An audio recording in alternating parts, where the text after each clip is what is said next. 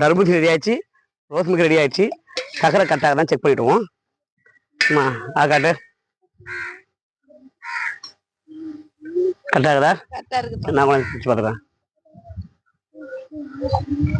Okay, வாங்க ரெண்டுத்தையும் கலந்துடலாம்.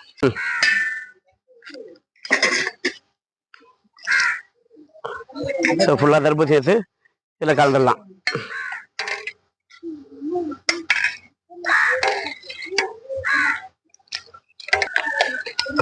Okay, தர்பூசணி ரோஸ் மில்க் ரெடி ஆயிடுச்சு.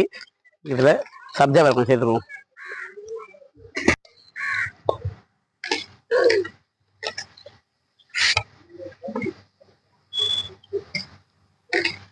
அப்போதான் குடிக்கும்போது சப்ஜாலாம் பல்லில் மாட்டி டேஸ்டாக இருக்கும்.